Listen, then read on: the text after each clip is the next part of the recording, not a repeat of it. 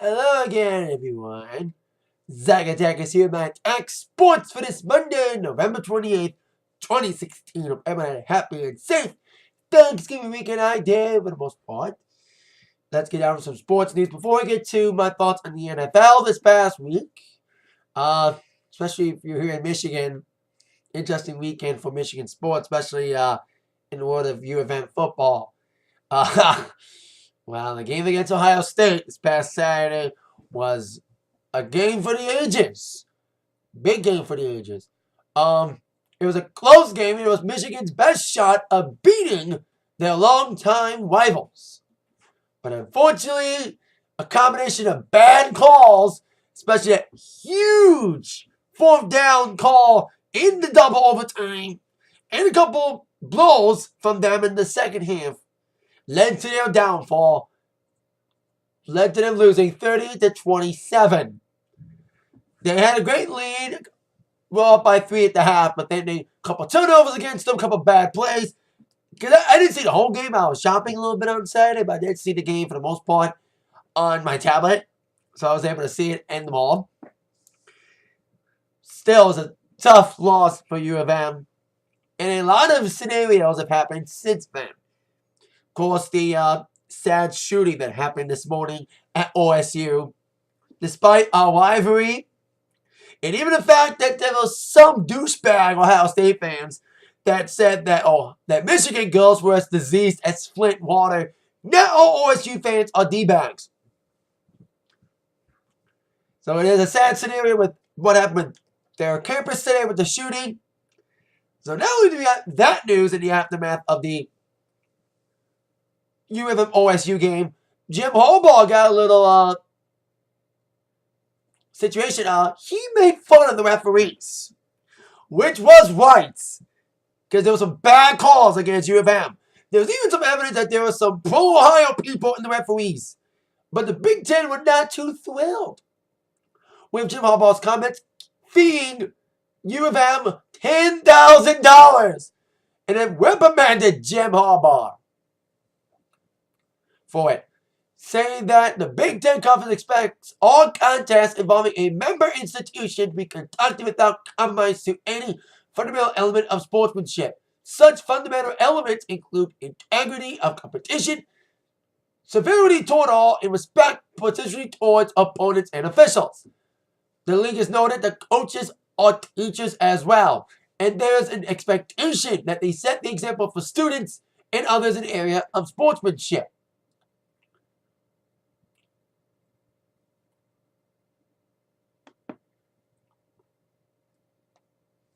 They have a statement about Harbaugh being, he's like a role model and should be a great sport, but when you have some bad calls like that, you have to be vocal about it. I think Michigan won't mind this $10,000 fee. Might be upset at Harbaugh. We'll see if he does get punished from the organization of U of M, not just from the Big Ten, in the league weeks to come. So besides that football, at least only one good thing happened over the week. Again, the NFL Week 12? Week 12 happened this past week with the Thursday games, the Thanksgiving games, and Sunday's games. The good thing about the weekend for Michigan sports, bad things were U of M losing, MSU losing, Pistons losing, Wings losing, but who'd have thought the good thing about the weekend would be Lions won! Unbelievable! Lions won their third straight or fourth straight Thanksgiving game against the Vikings. A big game. Big game. Division on the line. Detroit had a great start in the first half. Great opening drive, but then they only scored field goals for the rest of the game and almost had a big blowout in the second half with a Minnesota comeback in the second half. But then the Lions have done what they've always done in the fourth quarter for most of the season. Made a last-minute rally. Got a big tie. They scored only field goals, but Brandon was paid his money that day. But also big play Slay. Big pick near the end of the game with like 40 seconds left in the fourth. Darius Slay intercepted a ball from Bradford and helped the Lions get good positioning for a game-winning field goal from Matt Prater. A big game this past Thursday. Lions have undisputed first place in NFC North and also gets the on-board tiebreaker by beating Vikings twice. They still have 2 games against the Bears and the Packers at home, and they have lost to them both at their home. But both teams sucking really bad now, especially the Packers. Lions have a chance to getting those 2 wins. Also, a big win for the Dallas Cowboys. Man, they're like the number 1 team in the NFC right now. Probably the number 1 team in the NFL right now. Yeah, I've seen a couple of their games, and Des Prescott and Ezekiel Elliott, God, they're a great combo. Yeah, some of the guys should get the ball, like Des Bryant and also Jason Witten. But those 2 combination, Zeke Elliott and Des Prescott, dominated the game against their division rival, Washington Redskins. It was a tough game. They had a great first half. Washington trying to come back in that second half. But then, boom. Big win for the Cowboys. Who'd have thought 1 year ago they lost to the number 1 team in the NFC at the time? Thanksgiving, that was the Carolina Panthers. 1 year later, they are the number 1 team in the NFC. Those 2 home team wins, Dallas and Detroit won at home. But the only home team to lose at Thanksgiving was the Indianapolis Colts. Playing without Andrew Luck, it showed as the Steelers stomped all over the Colts. Oh, man. Antonio Brown. What a game he had. He had, I think, like 2 or 3 touchdowns at least in the game against the Colts, winning 28-7. Big win for the Steelers. It was interesting yesterday with no Lions. Packers are playing tonight. So, Sunday afternoon games, the 1 o'clock games, I didn't watch it a little. It was Baltimore, Cincy. Baltimore won 19-14 with Justin Tucker doing big things. My favorite game yesterday, Raiders against the Carolina Panthers. The Oakland Raiders are the number 1 team in the AFC right now. Had a great first half. Really good for that. Dominating over the former NFC champions, the Carolina Panthers. With Cam Newton getting hit a lot, and they were leading 24-7 at the half. Then that third quarter turned for the worse. Derek Carr injured his pinky finger, which we found out later was just a separation. He came back after missing only 1 series and causing one of the 2 turnovers against Oakland that enabled Carolina to make the comeback. With those 2 turnovers and another series, Carolina would tie it 24-24. But then, when Derek Carr returned, he led his team to a big-time victory, winning a tough one against Carolina, 35-32. I remember the half, they're like, ooh, it could be a dominant victory at home for the Raiders. No, it was a close victory after Derek Carr got injured. Hopefully, it's only a separation from what we heard, and hopefully it won't affect him for the rest of the season, because he had such a great season thus far. I think, if I'm not mistaken,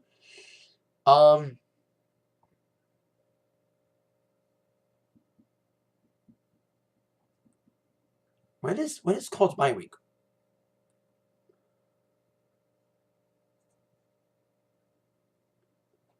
I don't think they have a bye week in me. So, I think we had a bye week already, but there you go. Big win, tough game, winning the Raiders did. Tampa Bay Buccaneers upsetted the Seattle Seahawks, who are number 1 in their division, stopping them 14-5. Man, Tampa Bay's 5-5. Well, they're 6-5 now, but it could be a wild card team. Also, New Orleans won their game. Miami Dolphins, wow, they're in deep, thick in their division, 31-24. Even though their top number 1 team in their division is, of course, the Pats, who pummeled the Jets tried to make a comeback, but then they would and ended up getting stomped by the Pats. Even with a bad Tom Brady with a knee injury, and Gronk was out, 22-17 victory for the Pats. Other wins, San Diego won their game against Houston. Giants on a streak against the 0-12 Cleveland Browns. Someone's getting fired. Tennessee Titans will make a comeback in their Division 2 with a 27-21 victory. Texans lost. Wow. Should have stayed in Denver, shouldn't you, Osweiler? And speaking of Denver, wow. All you say is wow about the Denver-Kansas City game. Like the Panthers-Raiders game, it's a tale of two halves. First half was kind of boring besides the punt return from the Chiefs. So I just turned off the game for a little bit. I was like, fuck this game. The first half was horrible. But then the second half, shit started to fly. Osweiler's replacement, Trevor Siemian, would lead his team to a big lead until the Chiefs allowed the tie in the regular. It was like, wow, it was a very exciting game in the second half. Then overtime. Both teams ended up tying with field goals on their first possessions in overtime. And we almost went to our third time this season. Now, I think NFL may have to learn about overtime rules. I think they have to go back to just one score wins, not just, if you score a field goal, you don't win. Each team needs a possession. If you score a touchdown, you win. Well, I think the rules need to be revised because I think Denver got screwed on this one. Especially the way it ended. With it tied, 27-27, Kansas City got the ball again. And they went for a field goal. And the ball got kicked. And it hit the post. And we thought, yay, it missed. But then it hit the post and bounced in the goal line. And Kansas City won one of the most miraculous field goal kicks ever. It's like, wow. It's like a stunning and sometimes controversial victory. Some interesting calls. A lot of flags flying in that game.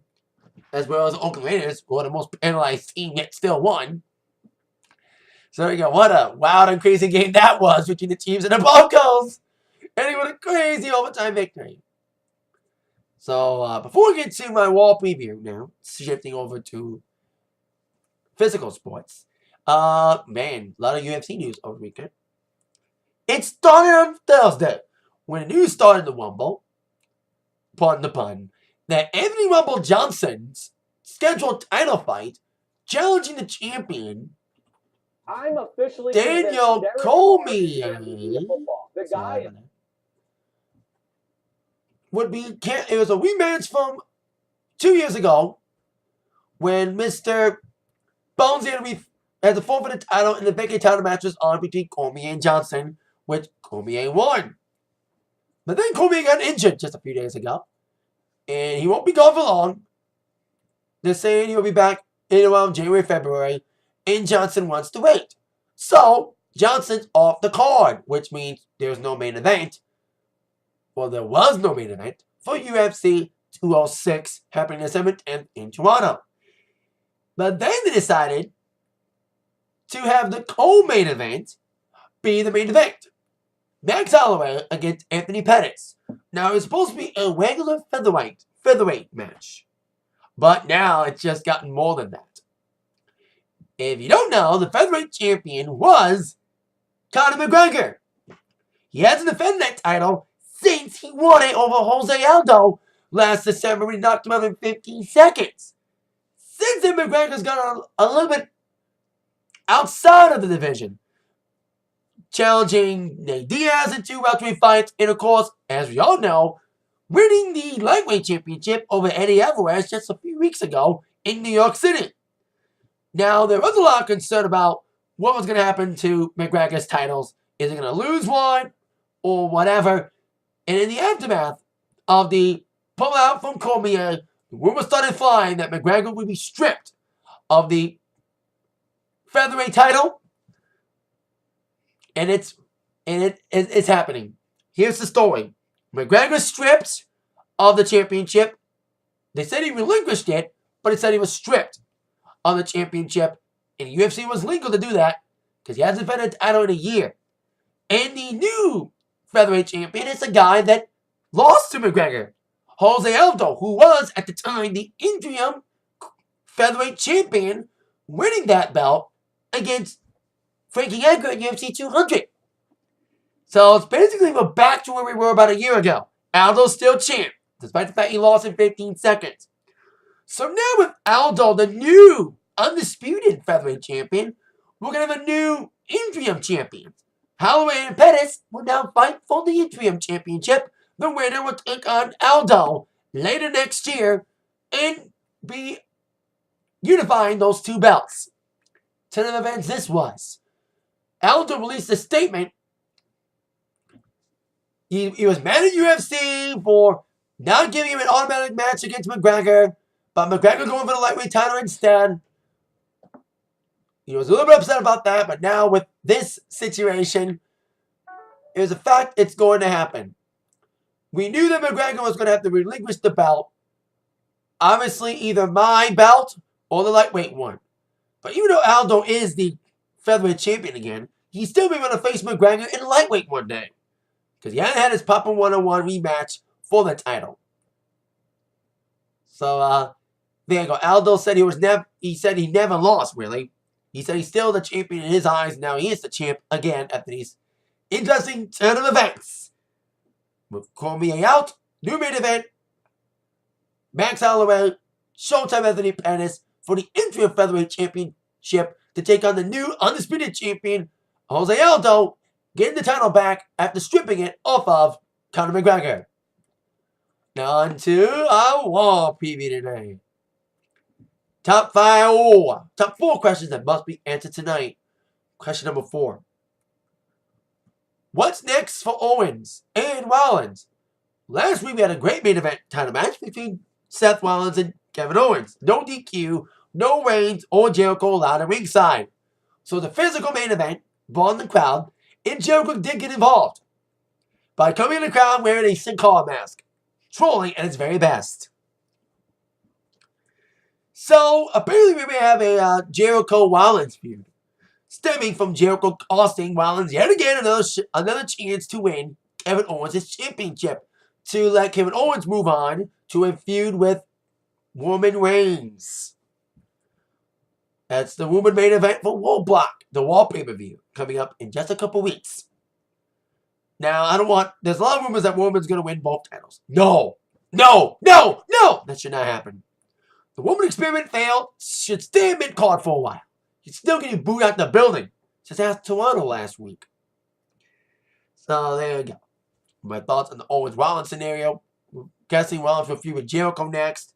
With Jericho costing another opportunity, getting involved in the match, despite being banned from ringside, getting it anyway with a Sin Cara mask, but still no Triple H. Are they ever going to explain that or what? And now Owens probably going to feud with Reigns. Question number 3. Will Zayn and Cesaro be traded to SmackDown? They should. Zayn got squashed by Braun Strowman last week. God damn it. He's supposed to confront Mick Foley this week. And Cesaro tweeted out last week, I'm done. He was more angry. He was left off a wall poster in his home country of Switzerland. Both guys are probably frustrated in and off screen. And we'll see what Foley has to say to Zayn tonight after getting punished for his loss against Miz, which wasn't really his fault, playing Maurice. But I hope his punishment is being traded to SmackDown with Cesaro, who will be treated better, like the Cruiserweight should be. Question number 2. Will we get any matches made for Roadblock tonight? Now, we're probably going to have Rollins and Jericho, as I mentioned, and Reigns and Owens at Roadblock. Because we didn't get any title matches for the main titles at the Survivor Series. Because we have TLC this Sunday with AJ and Ambrose. TLC rules. And hopefully Ellsworth stays out of it. Let's say that Ellsworth has more opportunities than Sami Zayn. Smack my head. Nothing against Ellsworth, but come on. Really? Anyway. See if we get any matches made for Roadblock, especially maybe matches involving the 2 titles which are on the line tonight, which leads to question number 1. What will go down in our 2 title matches? After defending the titles against Cesaro and Sheamus last week, the New Day will defend those titles yet again. Defend their WWE World Tag Team Championships of the World against the Club, who won a number 1 contenders match last week. Expect New Day to retain. And then probably loses Cesaro and Sheamus again at World Black. Not lose them again, but lose the titles. But I think the club should get the titles more than Cesaro and Sheamus. Cesaro deserves a single titles one, not a tag team one with Sheamus. It's fun to watch, but he'll be better on SmackDown. And then the other title match. Sasha Banks and Charlotte, yet again, for the WWE Women's Championship in Flair Country, Charlotte, North Carolina. Now, anyone who's been watching these videos knows how big of a vocal supporter I have been of both Charlotte and Sasha's work. Been begging for this feud to happen on the main roster for a long time. It's been a great feud. Awesome matches between these two. But now, it is starting to feel redundant. And we need some more women to get pushed on the main roster of Raw. Bayley should get a title match. They hinted at Bayley Charlotte feud. So a lot of scenarios could pan out tonight. One, Bayley costs Sasha the title and start a Bayley-Sasha feud. Sasha turned heel, and then Bayley challenged Charlotte next, like we thought that was going to happen after Survivor Series. Two, do what they have been doing. Have Sasha win the title on Raw, then drop it on the next pay-per-view. But this should not go that way again. Seems like every time Sasha wins on Raw, she drops the title on the next pay-per-view. If they decide to once again play hot potato with the Raw Women's title and have Sasha win the title again, please let her win in a fucking pay-per-view match. Please to God. She lost at SummerSlam. She lost at Hell in a Cell. Can we please have one successful title defense on a pay-per-view for Sasha for once if she wins tonight against Charlotte? It would be, storyline-wise, redemption if the Charlotte beat Sasha in her hometown of Boston at Hell in a Cell. Big revenge, storyline-wise, if Sasha would have beat Charlotte for the title in home state. But it won't matter anymore because, like I said, I love these two, but the way they're playing hot potato, that's why it's getting redundant. The same routine. Sasha wins on Raw, then loses the next pay-per-view. So, see what kind of scenario pans out tonight on Raw at 8/7 Central on USA Network. That is it. My Atak Sportz. Stay tuned to this channel for my Raw review. With that in mind, you've all been attacked by the sports news from Zach. See you later. Bye-bye.